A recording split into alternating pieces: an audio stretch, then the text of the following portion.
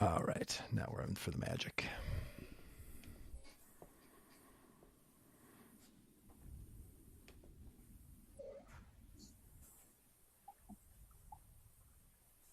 All right, everybody. Hey, Doug Padgett here.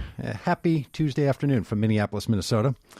And having a great conversation this afternoon, friends, God, guns, hope, faith, all kinds of goodness with Dan White Jr. And Dan, as I was saying the first time we tried this, I appreciate guys that get to have Jr. in their name. It's a classy, it's a classy thing. And Aaron Davis. Aaron is out in Southern California right now and has the strong Southern California look. So, Dan, tell us what you're up to in the world. Well, I live in Syracuse, New York, dead center of the state. Helped start a faith community here 10 years ago in an under-resourced neighborhood. And recently just released my third book called Love Over Fear. It's really a book birthed out of the conflict between conservatives and progressives in my local church and in my neighborhood. And then I work full-time now, helping to start neighborhood-rooted Jesus-centered communities through the V3 movement. So that's my jam. All right, I want to ask you about all of that. Actually, that's all terribly interesting to me. But Aaron, tell us what you're up to. Hi, I'm Aaron Davis. Thanks, Doug, for having me. I was what some people will call the NRA whistleblower that happened a couple of months ago when I was part of an article working with a journalist who kind of exposed some corruption and cronyism and self-dealing that happened at the NRA. I worked there from 2005 through 2015 and was able to learn a lot about the organization. I was a major guest fundraiser towards the end, so I spent a lot of time with upper leadership and with some of NRA's I'd say biggest donors. So what I'm working on right now is I'm putting together a memoir of growing up in the South. I had sharecropper homes on my property and in the 80s, as you can imagine, and kind of a journey through the NRA where my life and my viewpoints changed through the Sandy Hook school shooting, where I kind of had a come to Jesus moment. And so I'm working on that and a couple of other projects, but really trying to get a message out there of how do we stop the fear that's going on especially in NRA members. You know, there's a real fear. So I'm looking forward to talking about some of that today. And I'm going to name my book now, Guns, God, Hope, and Faith. Yeah, you gave me my book title. Whatever. Gun, God's Hope, and Faith. That sounds pretty good. Look it up. And we were connected by a mutual friend named Rich Jones, who I think is watching right now. So thanks, Rich, for the for the connection and for the friendship. And for some people's attitude, they believe that we're all in similar projects, right? I'm part of a faith community here in Minneapolis. I try to organize people nationally. I'm super concerned about the Trump administration being a hazard to the emotional, physical, and spiritual health of the planet. And I'm dedicating my life to helping people who feel like they don't have an alternative to supporting a Republican president to know that they do have an alternative and that they're called to something higher, what I would call the common good. Jesus might have called the kingdom of God. They're called to something more than their Republican impulses and certainly than their tax break or how well they perceive the economy to be doing. So that sort of is the space that we all find ourselves in, that we're in these conversations. And actually they have a lot to do with each other, right? Dan, your conversation about the polarization. So can we start there? Because I think this, here's a question I have for both of you. I was listening to a radio program yesterday, and it highlights an organization here in Minneapolis where I am, and they do great work. They're called Better Angels, and they're one of these like, hey, we need to understand each other and figure out how to get along and not have so much polarization, right? And I have sort of dedicated my life to that practice and to that work. Wow. But I find myself in this current age saying, on the other hand, and it's a pretty big other hand, this government and the support of people who support this government are comfortable punishing children in cages as a deterrent, which is morally reprehensible. our government across the board continues to support the distribution of weapons around our country, even when kindergartners are shot and killed in their classrooms. Like at some point, it feels like we can't just describe everything as it's in the normal pattern of conversation that we need to be having. At some point, a little bit of outrage needs to come. Now, I get it. Everybody's got their own outrage level, right? Sure. But are you shaken at all in the lifetime of work that you've been doing? Dan, we'll start with you, and then Aaron, you can certainly talk about this. In a lifetime of work that you all have been doing to try to create this like cross division conversations, but then at the same time, it's like these divisions exist for a reason. Is because there's some really bad ideas that are really dangerous to an awful lot of people, and when folks hold those against their own self-interests, this kind of normalization of, well, there's blue and red, like there's Vikings and Green Bay Packers or something, like we're playing games with this, makes some of us a little bit nutty. So anyway, how are you thinking about that and those kinds of issues? Well, in my work, Doug, crossing whatever political divide there is doesn't preclude someone from believing that the other side holds evil and destructive. Okay, fair enough. Just makes it tougher when you're like, hey, we can identify that we see evil in a position, and that's why in my book I use the language monsters. Actually, befriending monsters is we see ideologies, we see opinions, we see policies that are actually eating people up, that are destructive. And so when I talk about polarization, I don't think that it means passivity or finding some lukewarm milquetoast middle ground. Okay. But it does mean moving towards your perceived political enemy or whoever that might be, with a specific disarming posture. Because the question I'm asking is the verbal grenades we're tossing back and forth actually transforming? Is it transforming? It might be winning the argument, but I don't know if it's transforming our enemy, renewing them. And so I hear a dog in the background. That's okay. There are dogs in our world. This is one of my pet peeves about like audio and video things is people, act like you have to have these pristine moments where there can't be a car with a squeaky wheel and a dog announcing its ways. For a guy with ADHD, I'm like, I want to meet the dog now. Squirrel. So, I really think that moving beyond polarization isn't saying, hey, let's find a centrist position or let's just get along.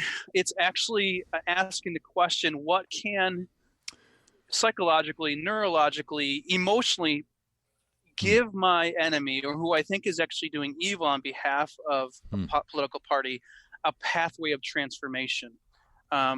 That's more important to me than just seeing if I can win an argument with someone. Okay, so Aaron, you've worked with the National Rifle Association, a privately organized nonprofit, to represent the rights and the attitudes of rifle owners and guns more broadly.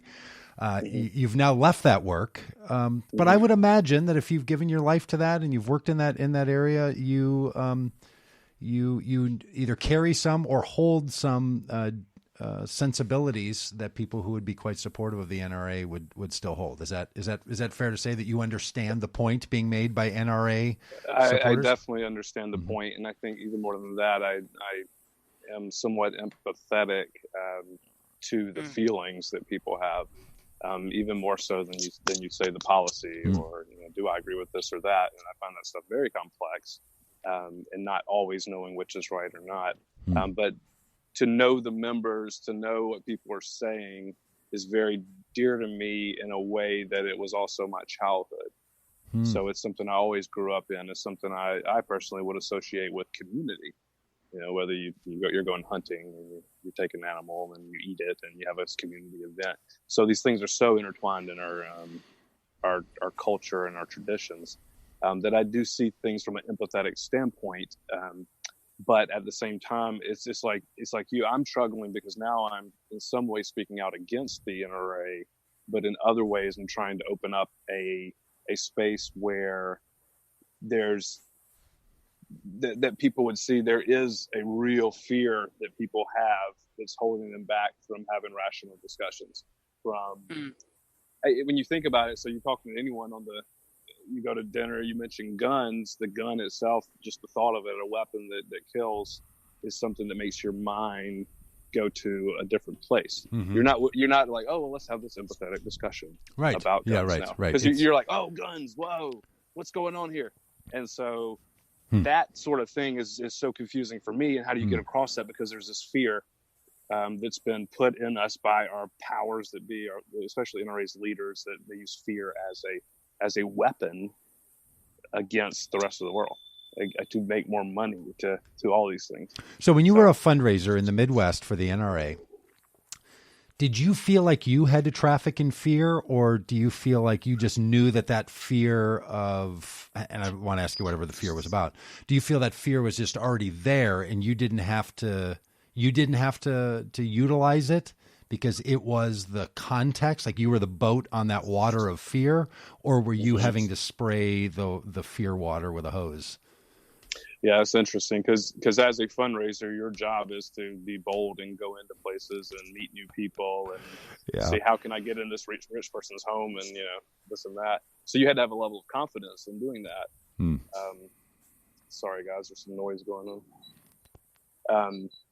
So you had to have this level of confidence, but at the same time, it's all around you. So what I would do is, if I did an event and Wayne LaPierre, the CEO of NRA, was there, whatever he said was what went. I wasn't peddling in it. You bring him in and everyone gets just inspired and motivated to either give money or do something. So I saw it firsthand. I saw the way that a room could change when they're persuading something based on the language that was used. Do you feel like the NRA is doing so? I spend a disproportionate amount of energy internally, maybe blaming the NRA. Right. Like they're making something happen to people that people don't want to have happen to them. In other words, they're the perpetrator. People that are in it are the victims, and these people are being used by the NRA for NRA purposes. That's a storyline in my head.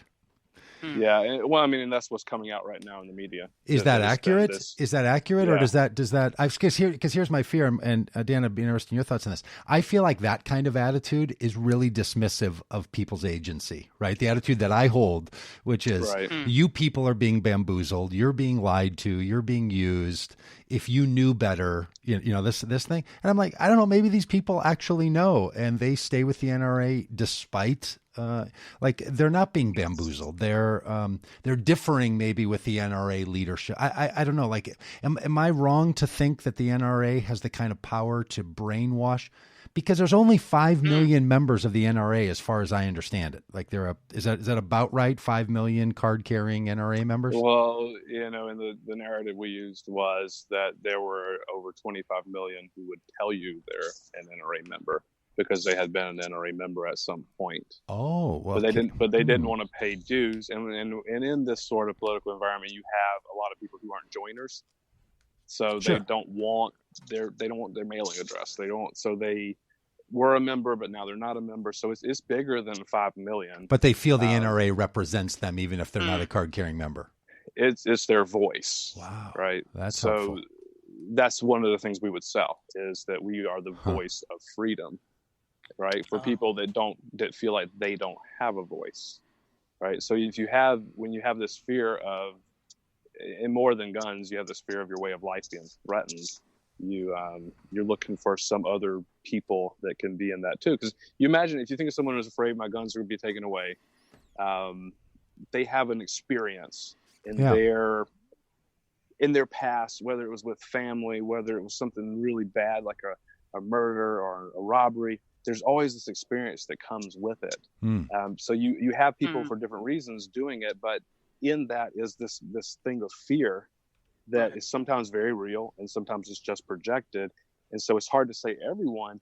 Now, I think that of the NRA membership, there's about 10% that are activists, meaning I will write my congressman every time a chance I get, and I'll go in there and I'll picket, I'll mess up protests or whatever. So you have a good portion that NRA has figured out how to use those people as a way to change whatever's going on in America. So they use that grassroots support. I think that 10% may have already been kind of have an extreme ideology. But what is the other 90%? It's a hard question, right? You meet people that oh yeah, well, I don't like that. I don't like assault weapons, but I like, I want to have my hunting rifle. I want to be able to protect myself and my family. And so I would say, you're focusing on this organization that has really done a lot to focus their efforts on their most activist type people, which is, you may see the same things in your organizations, what you do. Like you have that. Sure. Yeah. It's the 80-20 principle, right? 20% of the people spend the money, bring the energy, just volunteer the hours. Right. Yeah. I mean, we can down talk that, but that's just how it goes. Yeah. Boom. They know how to get them out there. They know how to get them moving. So, Aaron, the NRA, you say, really works off the message of fear. How do you engage on an interpersonal level with people who are maybe nominally connected to the NRA, or that's their tribe, but they're not members? How do you address that fear? Do you address it from this systematically, like the system of the NRA is peddling fear, or do you actually address? I'm curious, like, what's the entry point for not shutting the conversation down, like Doug was talking about earlier? Mm-hmm. Well, I think in your work you've dealt with this too, right? Yeah. So you were telling me, Dan, a story, and I like that just as good as any. I'm trying to do that. I think you're an expert in it. I'm trying to learn it, and I'm learning from you guys because it is a difficult conversation. I personally can relate in many different ways because of my experience. So I can say, I grew up in the South. I grew up hunting. Yes, I've done that. I've shot this gun. So I can relate to even some of the good memories I have of going out and shooting with people where it's like you're going out to play golf. Right. So I can find that point of access. Yes. I don't know if I know yet how someone who has a gut reaction when they hear the word gun, how they open up that conversation. So I'm very interested in it. Yeah, it sounds like Aaron, your history allows you to maybe have some automatic connection with someone, and I think that's what's difficult for me when it comes to, I told you earlier, I've never touched a gun, and so for me to have a cross-boundary conversation with someone that's passionate about the NRA is, they look at me as completely ignorant because I've never touched a gun. So, what do I have to say about it? And it's pretty powerful that you have empathy, but you're also very aware of the system of fear. Yeah. And I know that, even politicians, and I guess, let's talk about politicians. Not really. We don't want to. But I'm good with that. I like them. I've become a big fan of politicians, actually. Yeah, they will go out and they'll go shooting if they haven't done it before. Like you remember Obama, and he would go to the range and as a way. Oh, there's a picture of him holding a shotgun that NRA made fun of because he wasn't holding it right. So you have all these politicians who are saying, yeah, well, I've experienced a gun before. I'm not going to take yours away. I think that might be one access point, is to have some experience and to get to know people, because if you want to have that real conversation, you got to know what's driving people. You might hear a story that's like, well, my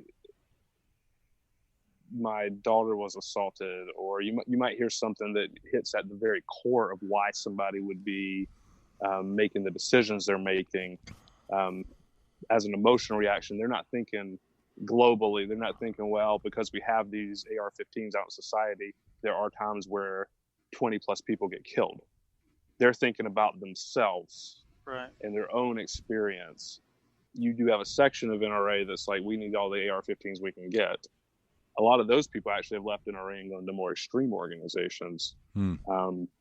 But NRA gets messaging. They get marketing. They know how to do that. Hey, Dan, I want to ask you, your approach to identifying and owning the notion of enemy.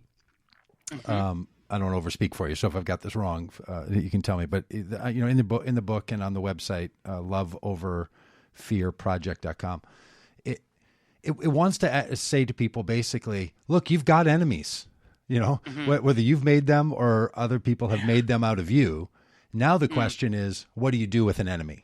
Do you kill them? Do you ignore them? Do you vilify them? I think your solution is, or suggestion is, you love them, right? This is very, very, I follow the teachings of Jesus, who's fond of this teaching as well, right? You love God, you love neighbor, you love self, and you love enemy. And a lot of us tend to leave a fourth love out, of one of those four. This enemy love business seems like it really sits in, I don't want to put NRA in contrast to this, but one narrative in our society is you have enemies, you have threats. What you do is you protect yourself and design yourself to be able to kill them. And then there's another narrative that says that you love them. And it feels like the Christian narrative has sort of dodged this question all the way around, right? Kind of because the new progressivism of Christianity that I locate myself in basically wants to say, we don't have enemies, so we don't need to come to grips with our enemies. There are villains that we stand opposed to. You know what I mean? Like we reposture it, and I'm I'll be convicted of guilty as charged on this. But I think you're kind of getting at something that says basically stop making enemies, stop acting as if enemy is such a big problem, and just recognize that you have them, and then love them. Do I have any of that right about what you're talking about? Yeah, Doug. If you ask people if they have enemies, and I did a little bit of research on this before the book, the majority of people are going to say no. We're sophisticated enough to know that to say that makes you look like a horrible monster, right? So nobody says they have enemies. But we all do, whether we're left or right. We do see an other that we want eliminated. And so, my work is getting people to move out of being delusional and getting them to be honest about who they are genuinely afraid of and who they see as a potential monster. Now, they look different depending upon what part of the continuum you're on, but you can't really move towards someone with active love, especially an enemy, if you don't at least admit you have one. And so when I'm sitting down with my grandfather who thinks Trump and all of his policies are the best thing to hit America, I feel like he's an enemy at that moment. And any of us that have ever been married, our husband or wife at some moment feels like an enemy. They're opposing you, and you want their voice silenced or eliminated. And so getting at the dynamic of these visceral feelings we have, the feelings of contempt, is the first step. You can't really move people towards any kind of activism towards their enemy until they actually can be honest about it. And to make a space for honesty and openness, that I do see so-and-so as an enemy, I do see them this way, you have to remove the gavel of judgment. If people feel, and this is getting on an interpersonal level, but if someone specifically feels that the moment they're honest that they see someone as an enemy, you're going to bring down judgment. Conversation's over. You'll lose bandwidth to be able to have a transformative conversation. So creating space for people to be honest about it is the first work of even getting to that good news of loving our enemies, is being, and that's why Jesus is talking to his disciples this way. You've heard it said, love your neighbor, hate your enemy. I say to you, love your enemy and pray for those who hurt you, that's because the disciples at that moment have in their mind a very real enemy, and it's the Roman Empire. And the Roman Empire is crushing them and stealing their money, overtaxing them, and embarrassing them in the public square. I mean, they have a very visceral, real enemy, and Jesus is giving this language to them because they have one. And so I think we have to have better space in Christian community to be honest about the feelings we have towards enemies. Yeah, Doug, if I could please go back to your question and everything that Dan is talking about now, is when I came to the NRA, in my head, the organization I thought it was, and the organization my dad thought it was. We came from deep South in South Carolina, and God and guns were in some ways interchangeable. It's just not something you even question, the fact that you would have a weapon for different uses. And so I get there at NRA, and I think that was my biggest shock, is that the powers that be that were there and the fellow employees, I found very few Christians who were there.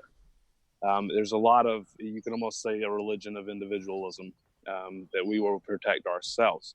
So if you are believing in your own self-reliance and protection, then you would embrace an organization that gives you that voice, even though you don't have, so I was shocked by that, and I was trying to figure it out, because I'm like, they can't be all like this. They can't be, and it's not. And there, you'll find a few people, but you didn't have the Southern Baptist folks come into the organization and speaking, if you know what I mean. It was more of this itself is a religion.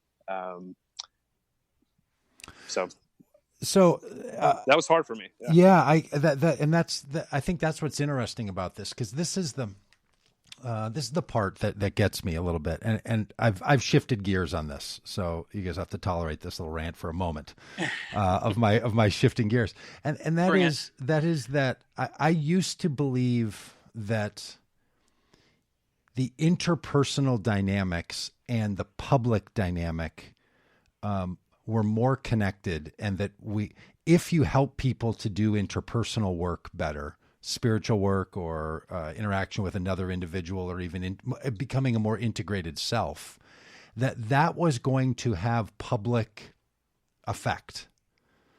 I'm less of a believer in that. I'm still willing to be convinced that somewhere, sometime, someplace, that's got to work to some measure, but I think I don't know that it works. So in other words, you have organizations where you're like, well, of course there's good people and they find a good way and people are doing their thing. Right. But in the end, the product and the contribution, or the laws, or the access, in this case, guns, or another case, kids on the border, in other cases, taxes, or in other places, pollution, or, whatever the issue is, kind of has nothing to do with interpersonal engagement. And I've wondered, because I've worked in the spiritual spaces and spiritual life, and, a public theologian and all this stuff, that I've kind of leaned into that personal transformation as a means of collective and cultural transformation. So not that you two are my, spiritual directors or therapists, but I believe less in that right now, because I just wonder if we're deceiving ourselves that that's how it goes. That if people work on good interpersonal skills and all that, that's going to translate. What I feel like happens is it helps some of us just not be driven crazy by the world that we live in, and sometimes becomes a bit of a prosaic that keeps us from actually caring about things, because we can just become sort of, interpersonally sort of zen. All right. So do you have any thoughts about that for a guy that's sort of in a midlife crisis and trying to figure out if his last 30 years have contributed anything but trouble to the common good? I got a little pushback for you, but I'll good. Wait for Yeah, Aaron. No, have at it. Yeah. Whenever you're ready. So, I mean, this is probably what, when we're discerning what the public space is, I think the unit of change is the neighborhood, honestly. Okay. And I think that's where contending I've seen to be transformative. I actually see legit change. I could actually kind of use your argument against you a bit and say, I'm not sure that the constant fighting on a systemic level is actually creating change. I think we're just swinging back and forth every 4 or 5 to 8 years, depending upon who's in power. Mm-hmm. It's on a neighborhood level, the politics on a neighborhood level, where I think that we see legitimate transformation. We see people who hold violent ideologies move towards nonviolent ideologies. All right, so give me a picture. You do neighborhood work. You're committed to that. You've seen it happen. Something you've seen somewhere. Paint a picture for us of the kind of change. Right on. So 2 years. I mean, tons of stories, but 2 mm-hmm. years ago, in the building that I'm sitting in right now, it's a neighborhood coffee shop. Was hosted a cross politic 8 weeks where a under-resourced black single mom, 3 police officers, someone that was part of the NRA, a progressive professor from the school, just fill in the gaps. They mm-hmm. just purposely assembled people who represented certain things, brought them for 8 weeks around the table.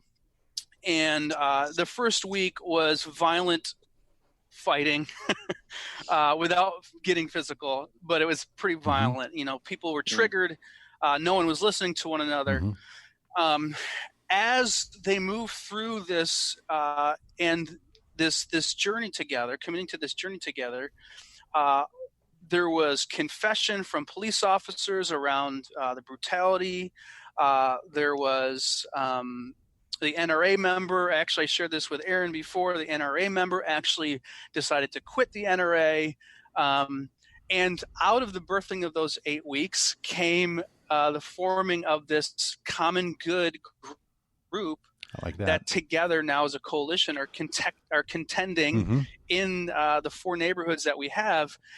And it's because of the transformation they experienced interpersonally that they can actually cooperate on a neighborhood level and actually work for unified change. I see.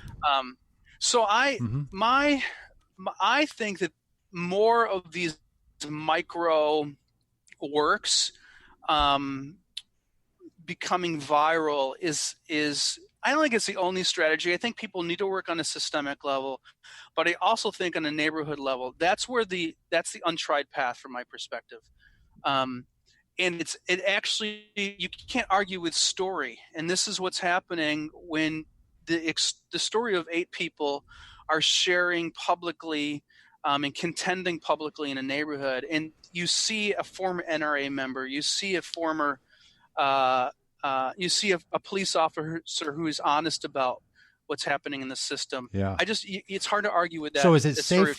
So would this be fair? Yep. Let me bounce this one back at you. Would it be fair to say that the interpersonal work was necessary to get these individuals to engage in the systemic work that's necessary? So in other words,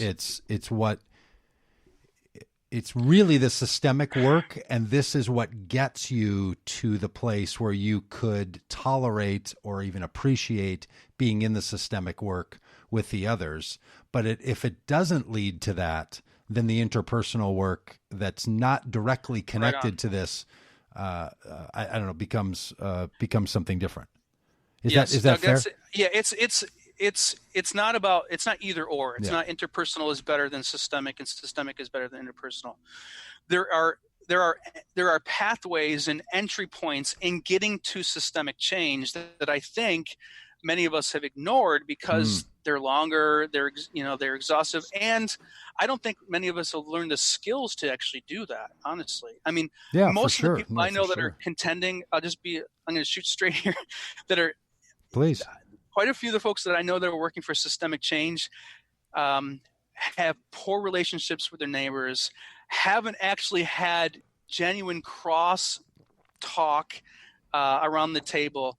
They haven't exercised the muscles themselves, and so they don't have stories to tell. And stories change imagination. And so for me, the interpersonal moves to the systemic and actually creates a phenomenon that can be looked at and seen as as a story of transformation. I think we need change on a systemic level. I mean, we need to dismantle things like the NRA that are communicating narratives of fear, that are controlling others. We have all kinds of organizations that are communicating and using terror to control people. Yeah. But we don't have enough stories from real life transformation to tell people there's another way. Doug, that's how you started out. There's another way than just choosing hard right conservative voting. There's another way, but I found that most people haven't seen it, they don't believe it, and they haven't experienced it. So I don't know if that helps. That's great. That's beautiful. That's beautiful. Aaron, how are you thinking about that? So, we're so individualistic, right, that we like to think that every decision we make is bigger than probably it really is. Right. So I used a paper straw the other day. I made my contribution to the common good. Yeah. Oh, yeah. Yesterday we were walking along this trail to see the beauty of nature, and this one guy, the leader of the group, said, if you want to pick up trash in a way, that's great. And so this guy takes this bag and just picks up every piece of trash within 100 yards. I mean, he's darting into the woods and back, and he's getting trash. And I think he missed the whole thing. He missed the whole point of the tour that he paid to be on. Mm-hmm. So anyway, that's maybe irrelevant. But I think, Doug, to me, and one of the reasons I came forward is that I got to this point where I think NRA is following a leader. They're following one person, and that one person is setting what they do, because a lot of them are afraid. It's that authoritarianism where they go to this authority figure to make them feel safe, and here's this authority figure who's abusing them with a message of fear. There is a very interesting book out there by a guy named David Kennedy called Don't Shoot. And it is about the Operation Ceasefire in Boston, where they were able to stop inner city gun deaths by like 60-something% the first year they implemented it. And the whole mindset was, there really aren't that many bad people out there, but there are some bad people leading people. Right. So you have the head of these different groups, these gangs, take out the head of the gang, and then people feel safer. Because people do things because other people do them. Right. So even if you're doing interpersonal work, I think, Dan, you're a leader in this space, right? And you're a good leader, because a good leader is trying to do this, but there's a lot of bad leaders out there. And I think, so I'm okay saying, Wayne is messed up. Wayne LaPierre is messed up. He's done it wrong. For whatever his intentions are, it doesn't matter. This is part of the problem. Yeah, and that's really insightful. That spurs my thinking. That's how I've been thinking about this. To be honest, is I think the interpersonal work is really important so that we have more people prepared to step up and be leaders and to lead systemic change. And I think that's kind of what you were describing, Dan, in what's happening there. Is these 8 people offered themselves in their own communities to become, to become the leader that we need at that given point, right? They're the ones now that are leading, and one of my little fan crushes is on Lady Gaga. I don't know if you know who she is, but she's a singer, super famous. You might not know who she is. Yeah, she's really obscure. But she has this great song called "Angel Down," which you might know from the Joanna album. But in that song, it's about a police shooting, and it's about the fact that everyone just stands around. And one of the choruses in it is, "Where are our leaders?" And this, I feel like we're just living in a society that is abdicating leadership for some kind of belief in social change through social movement and big groups of action, but big groups of action, when you root them back, you find out someone was organizing that. So there's a Wayne LaPierre. I don't think we're just fixated on putting first names on movements. I think very often these movements have first names. Sure. And what I would love to see, and our systems keep too many people out of even being recognized as leaders, right? Yes. Often people of color, often women, often people who are from economic situations that don't allow them even the possibility to sit around like three guys having a conversation like this, right, on a Tuesday afternoon, right? So there's all kinds of reasons why our leadership is being there's a leadership drain in the society. It's not because people aren't, but I feel like that's a call that has to go out constantly. Is will people do something? And what I have found in my own work as with pastors and with religious leaders is it goes just, lips shut and hands up over. And I'm a protester, right? Like I go get arrested for things and I'm an activist and I'm all about that. I'm going to, next Thursday, I'm going to do it again in Washington, D.C. I'm all for sort of nonviolent actions of protest for sure.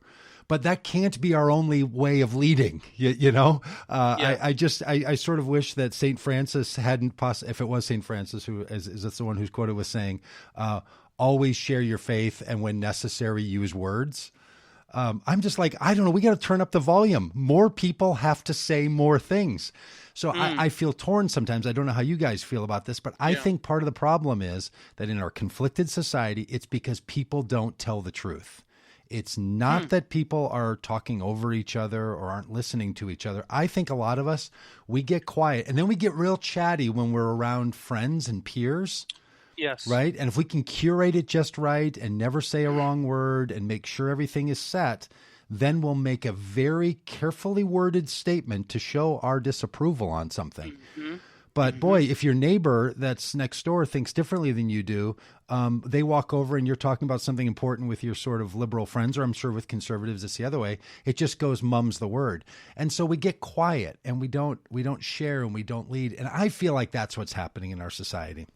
Is we get siloed and we get silent and we throw our hands up and we close our lips. I just affirm everything you're saying there. One of the interesting stats that I stumbled upon for my book was that it's a Gallup report from 2 years ago that 74% of conservatives only have conservative friends, and 78% of progressives only have progressive friends. And there's room for margin and all that stuff. We know that, but and they called that siloing.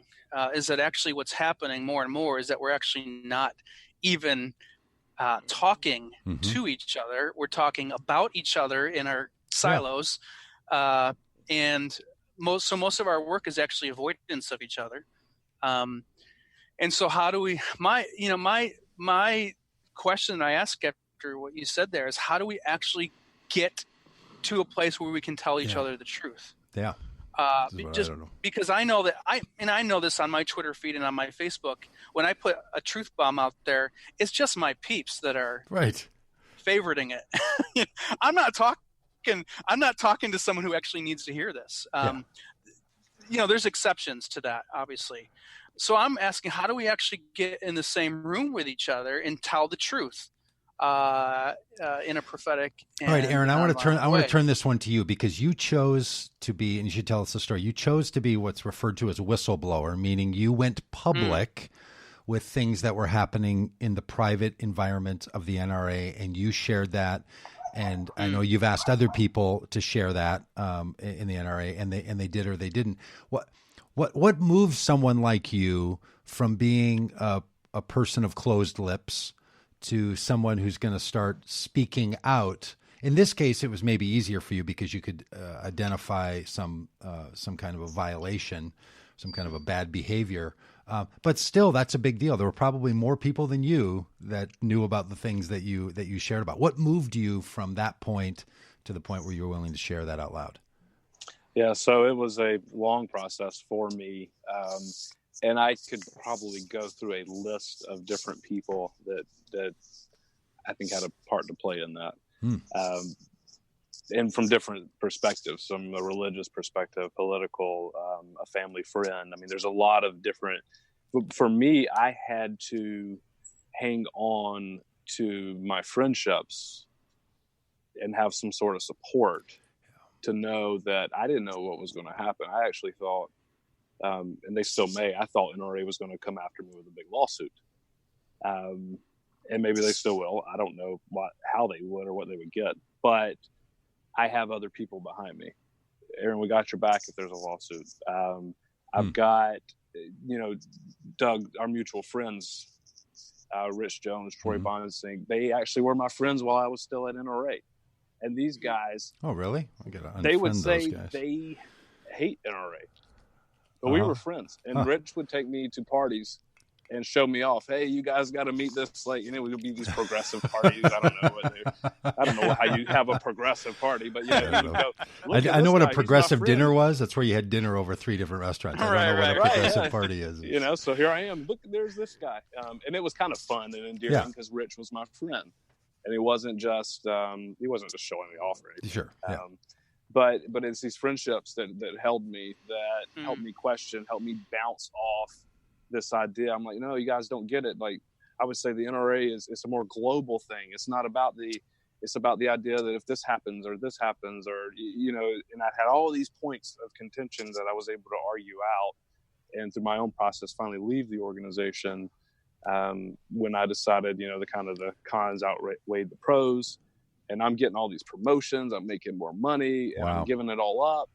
I was at the top of my career star. Some people say you're on an executive track. And just to say, no, there's no way. I can't, because these friends have shown me a different way. Well, what was the thing that you ultimately exposed? What was the nugget of it? It wasn't the $39,000 suits? Right. It was the idea that NRA was in some ways hijacked by a marketing firm.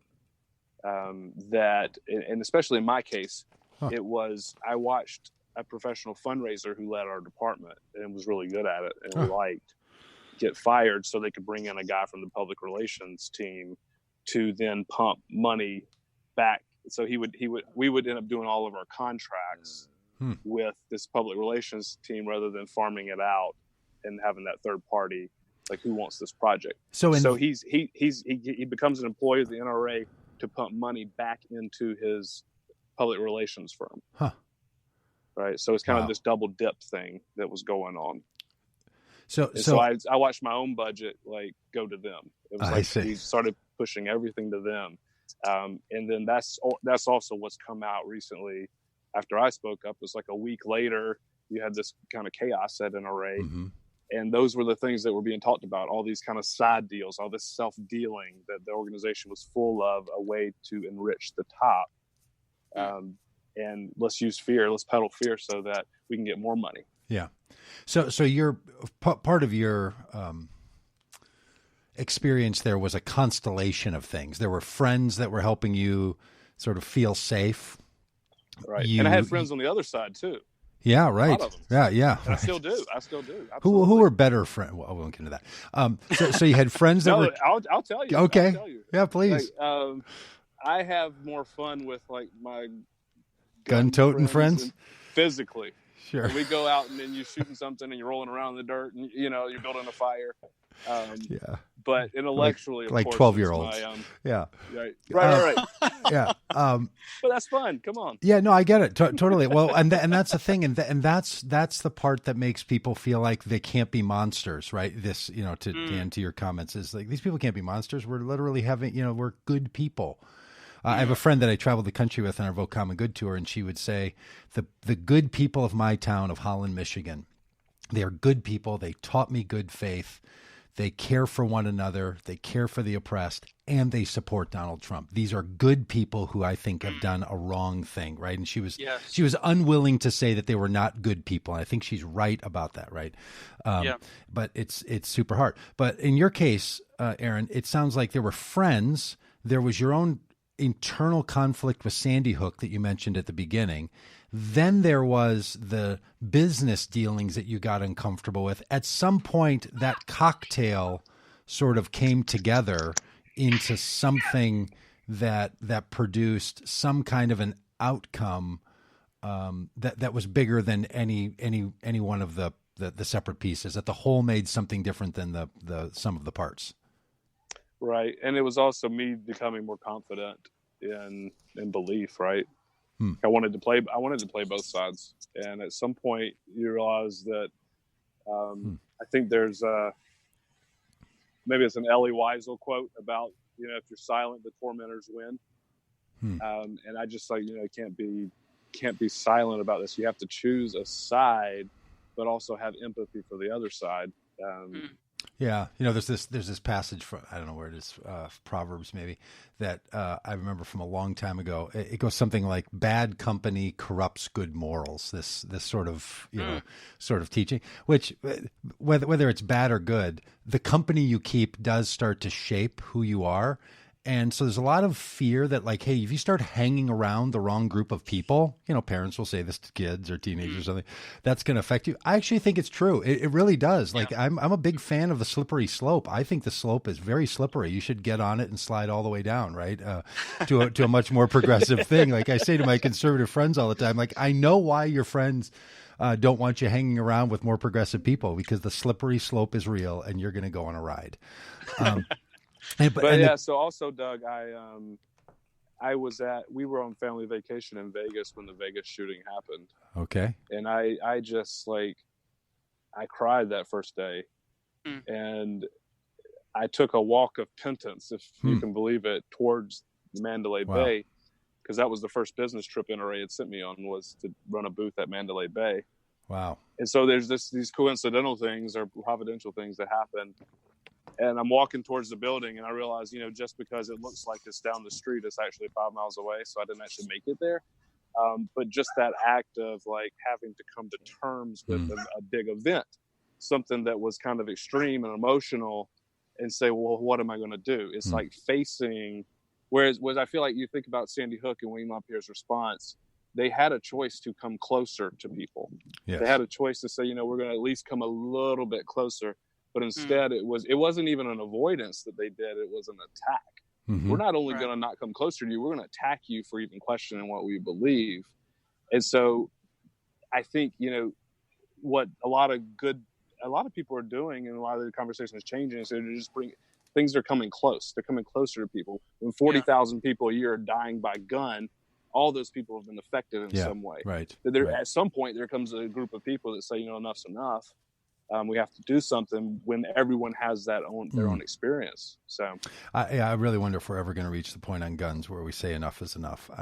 It shocks me a bit, but maybe.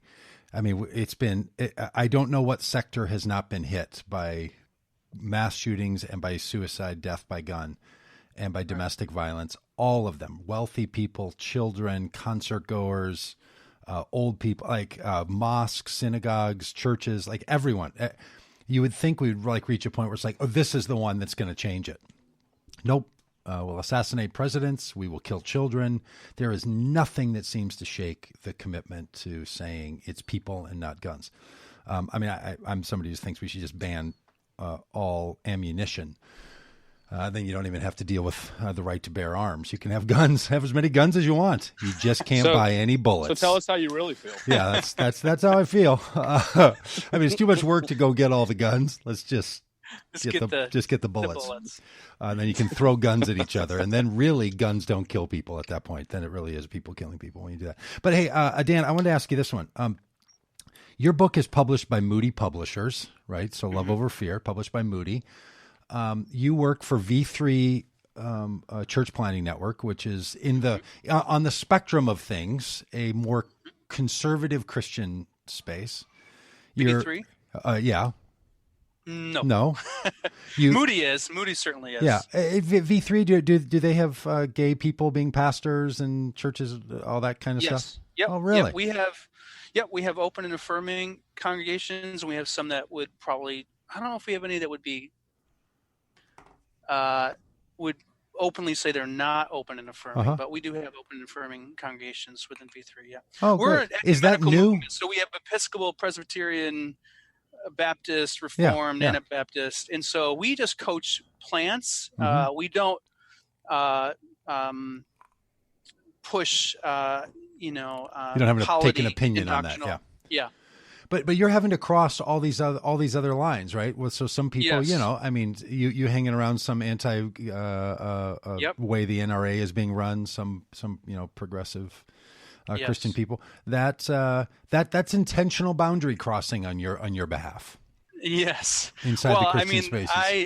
I enjoy that space. I like sitting down one week with someone who is passionate about freedom for the LGBTQ community. I like sitting down with someone who thinks that it's an agenda issue, and so I love that space, and have found that the power, it's so fascinating, Aaron, your own personal story of friendship and how that opened up your pores. And that's what I'm finding is possible even within the church planning world, is that these people are all in the same cohort too.